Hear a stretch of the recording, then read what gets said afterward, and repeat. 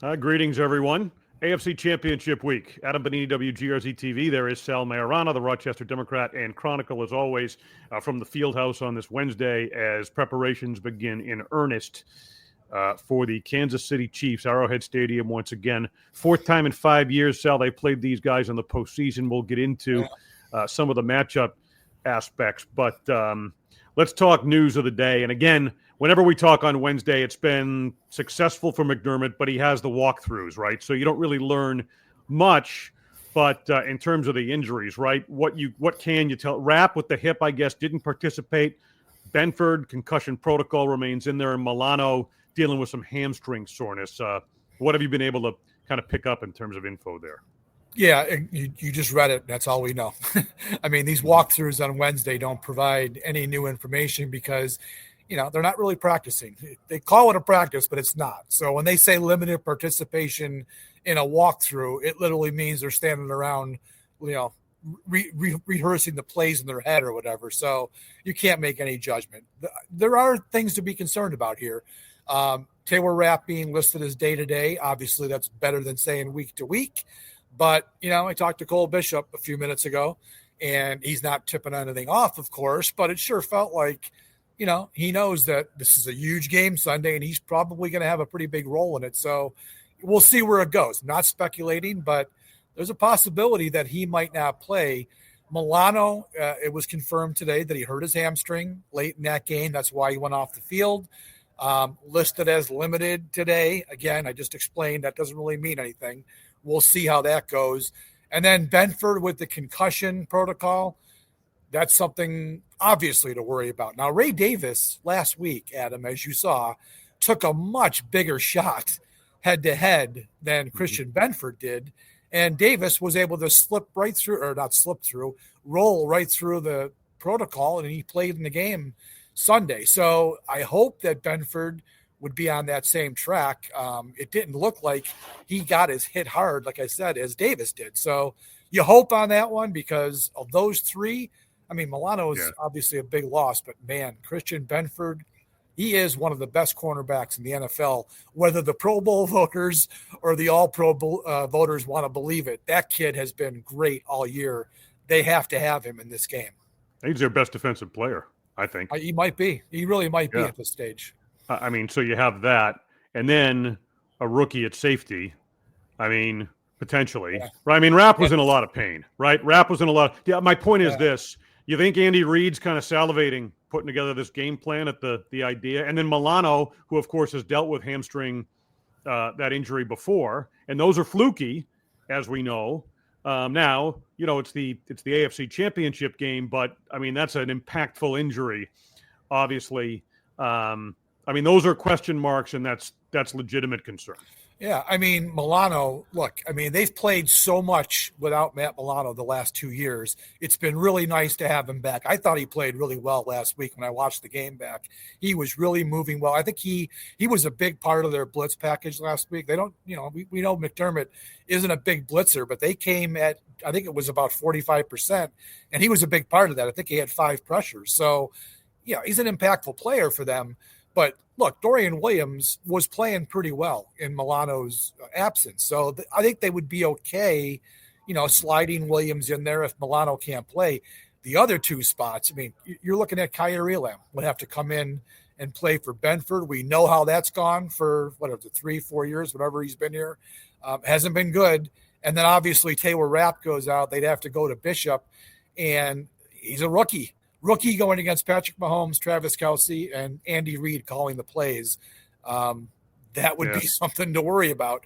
So those are big injuries. It's just crazy this year how all the big injuries have come on the defensive side. The offense has been almost scot-free all season. A couple guys here or there, but they have lost some big guys on defense. So maybe that's a good thing that they're able to overcome that. But the guys we're talking about here today, those are big losses if they can't play. Yeah, I would underscore. I mean, obviously, I agree with you 1,000% on Benford and Bishop. And Milano, it has been nice to have him back. He was the one who affected Jackson on the first interception, on the Rapp interception with that pressure, had the tip ball and the 2-point conversion as well. And we all know, with a mobile quarterback, he's your spy.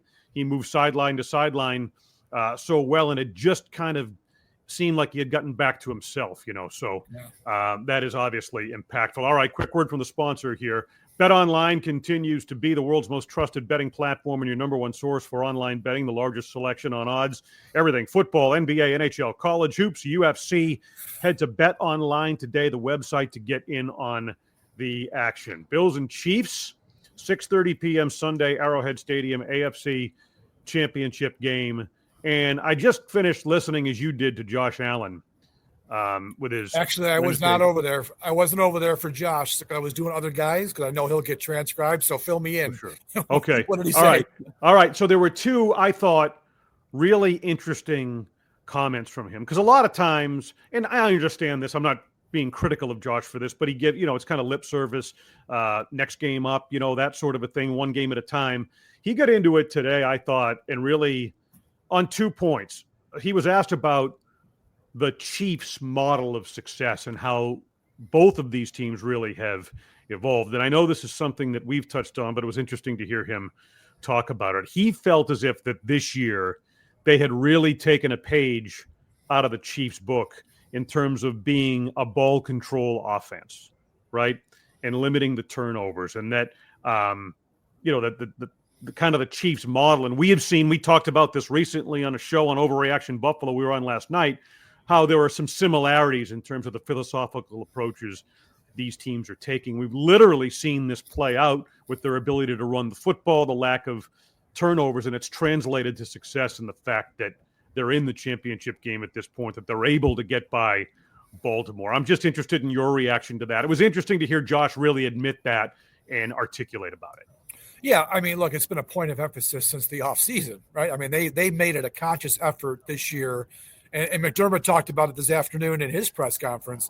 He was asked about the ball security, and he said, we are as old school as any team in the league when it comes to teaching fundamentals. People don't realize that these guys are NFL players, they're the best players in the world at the game of football, but fundamentals still matter. I mean, you teach fundamentals in Pop Warner in high school and all that, but it doesn't stop when you get to the pros. And the Bills, according to what McDermott was talking about earlier today, said they drill it as much as maybe any team in the league. He doesn't know for sure, obviously, but he knows they drill fundamentals. And part of that is how to protect the ball and how to take the ball away. And look at what the Bills have done. They learned their lessons, I would say, this year. They lead the league with 35 takeaways now in the playoffs, and they've only given it away 8 times. That's unbelievable. I mean, that turnover margin, I think I read somewhere in one of those stat packages, it's like one of the best maybe in the last 50 years in the NFL, like maybe 7th or 8th best in the NFL since the merger, I guess is what it was. That's crazy. I mean, that is especially when we remember how Josh Allen used to play, right? As reckless as he could be, to have him be the quarterback who has protected the ball better than any quarterback in the league is pretty impressive. So, yeah, it's a big deal that has gone into Buffalo's success this year. All right. So, and his next comment actually kind of epitomized and crystallized the point you just made. He was asked about the goal line situation late before they kicked the field goal and being caught up and like, your eyes lit up. Were you going to pitch it? He almost went back to 2019 Houston. Remember when he went overtime? Right. Well, guess what? He said, he admitted today in the press conference, he goes, the old Josh would have pitched the football. Would have tried it, yeah. He would have done it. He openly said that. And that speaks to the maturation that we have talked about. That's the different. Every player is different and how they evolve, but in particular, this one from Hero Bowl, Wyoming Josh to what has them now on the brink of going to the Super Bowl and a legitimate MVP and the turnover numbers and everything you just outlined. That's the growth and the refinement epitomized in that moment, one of the most critical of the season. That defines his progress, I think. It's funny because when that play happened, it happened in the far end zone. And as you know, where we sit in the press box, old guys like us can't even see at that end of the field. So I had no idea he was even trying that. I didn't know he'd even tried it until the next day when somebody posted a video. And I'm like, holy shit, he was going to try to lateral that. And it almost looked like he got the ball ready to go. And the Ravens saved him, because they actually kind of reacted to it. and it made him make sure he didn't do it because Cook was sitting there waiting for him. He was waiting for that lateral. And really, the Ravens probably saved the Bills in that instance because they wrapped him up and he couldn't do it. Again. So I'm glad he thought of it. I mean, honestly, Adam, if he had gotten the lateral back there, Cook would have walked in and the game would have been over. But let's just be glad that the other thing didn't happen. So that was good. Yeah. Can you imagine? Can you imagine the discord if he had done that and the Bills had fumbled? Oh my God! All the good work that Allen has done this year would have been blown up in 5 seconds. Yeah, undoing everything that's been done. And I think it was Elena Getzenberg from ESPN, who we've had on this show, a terrific guest and a terrific reporter. And I think she was the one who was pressing him a little bit. And she's like, well, did you think of it? Were you thinking of it? And at first he said no, but then kind of admitted that he said there were. Just watch the video. No. Yeah. Just watch the video. He was thinking of it. He said there was someone to his right, like a Ravens arm that was coming into the path that he would have had to have pitched the ball to get it to Cook. And that's when he, apparently thought better of it. I don't know. There was a little bit of ambiguity in his response. It seemed pretty obvious that. That's what I said. The Ravens saved him by actually wrapping him up and stopping him. All right. Would have been so when you go back, I don't know if you record it with your, all these press conferences are emailed out. They record it. They record it, so I'll watch it later. Watch that back and watch the expression on his face and the whole thing as he goes through those 2 points. I thought that was pretty genuine today, and evidence of the progress this team has made. All right. Speaking of ball security and this game plan, I think we both agree that they're probably going to have to open things up a little bit Sunday at Arrowhead in terms of the pass game. Absolutely. We talked about it already that I thought they were a little bit conservative. I understood the game plan last week. The conditions probably played a little bit into that. It was very cold. It's hard to be precise in the passing game when it's that cold. This weekend, there won't be any excuses. It's supposed to be in the mid-30s, I think. On game day, no precipitation. I think they should go back to letting Josh Allen be Josh Allen in this game. 127 yards passing. It was good enough against the Ravens. I don't think that's going to be good enough against the Chiefs. I hope they do open things up. And I understand that, they're just not as equipped, for instance, as Kansas City is with the guys they have in their receiving core and Kelsey. The Bills just don't have those guys. But, Adam, he's got to be Josh Allen. He's got to be the best player on the field in this game because the Chiefs, as we've talked about, they just have this voodoo magic. And even though their offense has not really been great this year, it's been more than good enough. They're 16-2, and they've got a very good defense. He cannot be really, I don't think, the Josh Allen we saw the other day. He's got to be better than that. And I'm not saying he played poorly the other day. That was the game plan. He did exactly what they told him to do, and it worked out fine. But I think he's got to be, the player who ran 26 yards 2 months ago over here against this team and put that game away and put himself on the MVP pedestal that night. That's the guy we need to see Sunday in this game. Yeah, your star players, and they don't get any bigger than Patrick Mahomes and Josh Allen, your star players are going to have to play the starring role when you talk about winning at this point. Now, I was also struck by, and again, these are nuanced things that we kind of read into because, you talk to these guys so much. But he talked about, the appreciation that he has for this opportunity to be back and have a chance in the AFC Championship now, again, at this point in his career, and wanted to send the message to other maybe younger players in the locker room that these don't, you got to make the most of these opportunities and appreciate them and actually enjoy them because a lot of times they don't happen for a given player in their entire career. And I guess, that's, again, experience talking. And I think about the success they've had in the regular season at Arrowhead. And so along the lines of what we just talked about and them maybe needing to open it up a little bit and play more to their strengths in terms of the quarterback they have, right? I feel like the road environment in Arrowhead is not going to faze them whatsoever. I think all of what they've been through in the postseason, I think that's an important aspect of this. I mean, home field makes a difference. There's no question. They've had plenty of success, albeit during the regular season. They just seem poised now with what they've been through and how well they're executing the specifics of the game plan that these guys are drawing up, by and large, right? To be able to take that step and go win in a place like this against this team.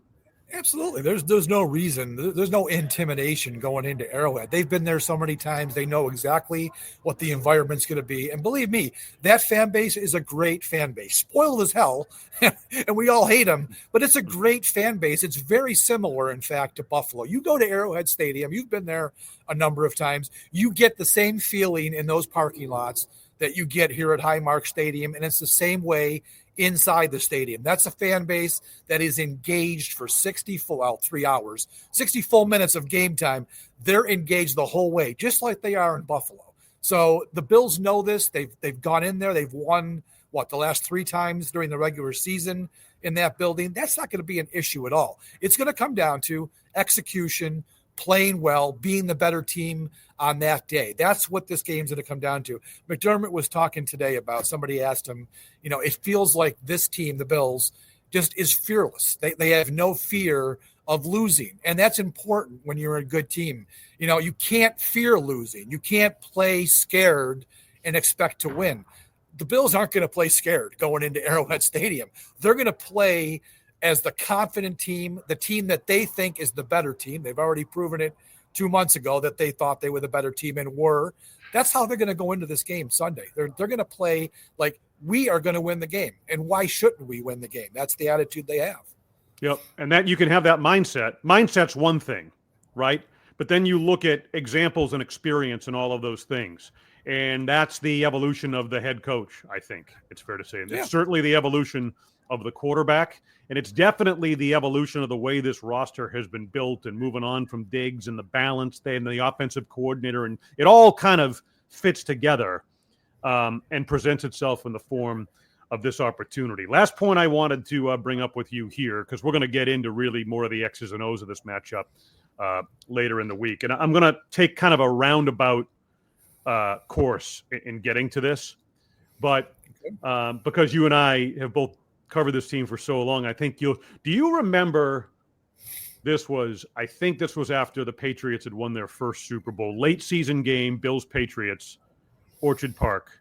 Nate Clements hit on Tom Brady on the bootleg, right? I mean, it's a YouTube classic. And I remember, as an aside, sitting with Ed Kilgore, who was sports director at Channel 2 at the time. And Brady, after Clements went up and just blasted him, knocked his helmet off and everything. As hard a hit as I've seen a quarterback take, right? Clements, former first-round pick, Ohio State. Brady puts his helmet back on and goes back in the huddle, and they go ahead and win the game, the Patriots do, late. Yeah. And I remember saying, add that to the list of things that makes this guy appear really special, and boy, was that ever true in Brady's case. Fast forward to now, and I feel like, can you imagine, like the way these quarterbacks are protected now, and I'm getting to the officiating point with Mahomes and everything. I mean, in the span of however many years that is, and Brady, of course, had such an influence on it as his career progressed. But can you believe the crap that we've seen in terms of, that was some of the worst. And Mahomes, and they're manipulating this now. These mobile quarterbacks, when they're on the run, I mean, I think the pendulum swung too far. I mean, if Nate Clements delivered that hit on Patrick Mahomes today, he would have been penalized 45 yards probably. They would have taken 15 and times it by 3. That's how vicious that hit was, right? Right. Look, Mahomes is a great player. There's no denying that. But he has become the face of the officiating problem in the NFL. I think they have gone so far overboard with protecting these quarterbacks, and I understand that these are the money guys, right? This is how the NFL makes the majority of its money, with their superstar quarterbacks in big games like this. I get all that, and you want them on the field. I know there were years, several years ago, when these quarterbacks were dropping like flies, and we're watching these lousy backups week after week, and that's what went into a lot of this incredibly overprotection of quarterbacks. And it has helped them stay on the field, but it's also kind of screwed up the game of football, because they're literally playing touch football with the quarterbacks. And Mahomes has figured out the exact way to manipulate it, and he's got them eaten out of the palm of his hand. The play the other day against the Texans, when he was scrambling around and then he got out of the pocket and was a runner. He could have gone out of bounds very easily and taken the yardage. He purposely stayed in bounds, kind of did a two-step or whatever until the Texans got over there. Then he fell to the ground. The two guys crash into each other, and somehow, because the official heard the loud crack, they assumed that it was Mahomes getting hit. He didn't even get touched, and they call a penalty. That's what I'm talking about. It's gone way beyond of control. And look, the guy here in Buffalo, Josh Allen, love him all you want, but he also embellishes. And he's drawn a couple, maybe more than a couple, really questionable late hit calls. And a lot of these quarterbacks are learning that that's how you do it. It's frustrating. It's got to be – I don't know how you play defense in the NFL. I don't know how you cover in the passing game in the NFL because they call the most unbelievable defensive holding, pass interference. It's just crazy. And then if you're a tackling player going after a quarterback, I just don't know how you play defense in the NFL. It's maddening to watch. Mahomes then, you've seen him do it too. He'll run down the sideline and defenders will say, okay, I can't hit him. So they just kind of run. And then he doesn't go out of bounds and he scoots 15, 20 more yards because he knew the guy wasn't going to hit him. He just knows how to manipulate it. He's very good at it. But the NFL this offseason, Adam, they've got to go back and look at this. They've got to find a way to govern this a little better because he can't keep getting away with it. And these defenders can't keep getting penalized. I mean, call the obvious stuff. And if you don't think it's obvious, then use the replay assist to figure out if it was the right call or not. They got to change this. Yeah. I get having to protect the assets, right? I certainly get the concussion issue and the helmet to helmet contact. But you can't, especially in the era now of these mobile quarterbacks, you can't have, aside from like the approach a defender takes to tackling, he can't afford a split-second hesitation, or it's not fair to have that guy second guess when you're pursuing and angling toward a Patrick Mahomes on the sideline in a playoff game with a game on the line. Yeah. You can't. He's got to be able to play football. The guy's a runner. So it has to evolve and be addressed 100%. It's absolutely gone too far. All right. I was shocked the other day. The Bills could have gotten penalized for tackling Jackson out of bounds. I was shocked they didn't throw a flag, but I was expecting the flag because that actually was a penalty. He had gone across the sideline marker, and I forget who it was, who literally tackled him into the Ravens bench. They didn't call it. If that was Patrick Mahomes, I'm pretty sure that would have been called, right? And Brady back in the day, it would have gotten called. So there's some kind of double standard with some of these guys. And I just wish they would fix it because it really is hurting the game. Yeah, and I hope that, Sunday in a critical – because we know you feel like it's going to come down to a fourth quarter situation or whatever, that one of these calls doesn't significantly impact the outcome in what should be a very special game, AFC Championship, Bills and Chiefs on Sunday. Much more as we continue during the week here in Believe in Bills. Sal Maiorana, coverage in the Rochester Democrat and Chronicle. I am Adam Benigni, WGRZ TV. Sports Talk Live, Monday nights, 7 o'clock on Channel 2. Thanks for being with us here on Believe in Bills.